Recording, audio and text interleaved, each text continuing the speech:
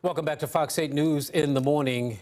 Ex-Minneapolis police officer Derek Chauvin set to have his first court appearance next Monday. Video shows him kneeling on the neck of George Floyd, who later died. Chauvin is charged with third-degree murder and second-degree manslaughter.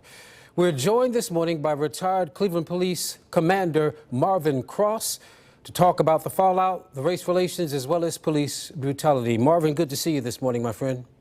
Yeah, how you doing, Wayne? Not bad, not bad. As a former police officer, when you watch the video of that policeman kneeling on the neck of George Floyd, what went through your mind?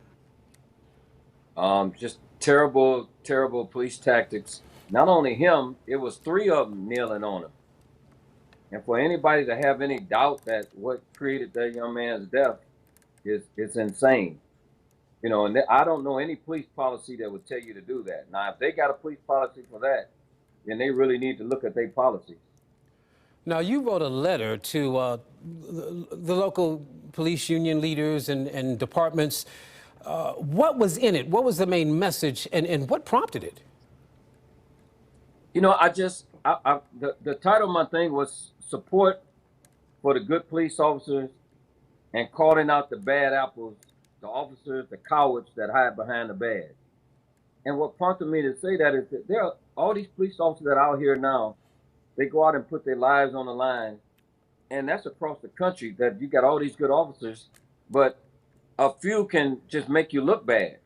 And then my other point was that until the good officers start speaking up about the bad officers, I mean, let's call it like it is, we're going to all get tarnished. They're going to look at everybody, not going to just say individual police. What percentage of police officers, when you worked here in the city of Cleveland, would you call bad apples?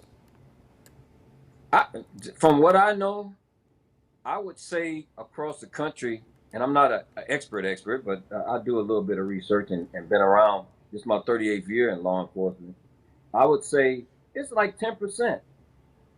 But when you got everybody being quiet, it looks like it's a lot more. Why is that? Why is that, Marvin? I mean, is it just a code of silence within the police department? Why can't the police other policemen? It's a culture, and that's what we got to change, the culture. Not everybody.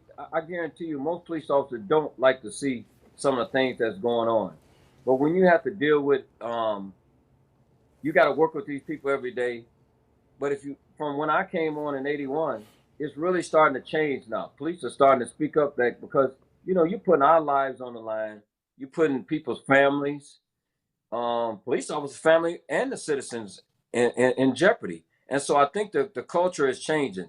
When departments allow officers like that officer in Minneapolis to have 14 complaints, use of force against him, and he's still on the job, that's a failure. Could that happen here in the city of Cleveland with having those many complaints?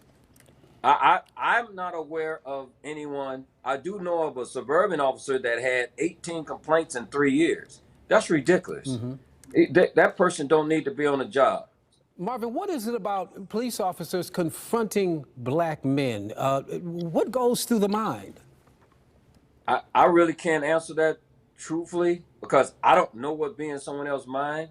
But one of the things that get me is you have across the country, you have black officers, you have white officers, you have Hispanics, all races, and we do the same job.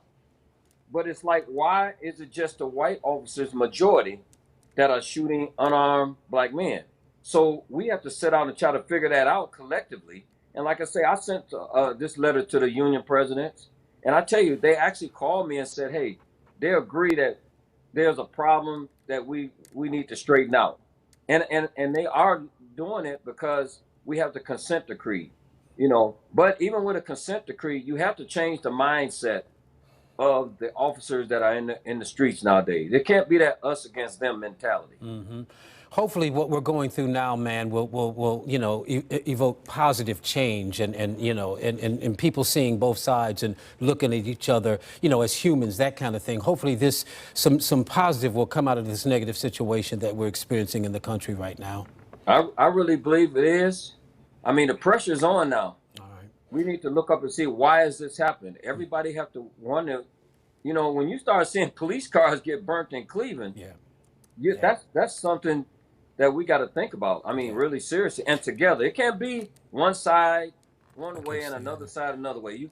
We got to get the police. They got to do their part. The citizens have to do their part, and I think it's going to happen. I really, truthfully do. And as you said, the vast majority of police officers are good people and Oh, do a good job. yes, sir. Thank you, sir. Appreciate it. Retired Cleveland Police Commander Marvin Cross. Once again, thank you for joining us this morning, my friend. Thanks a lot, Wayne, for having me on. All right, man.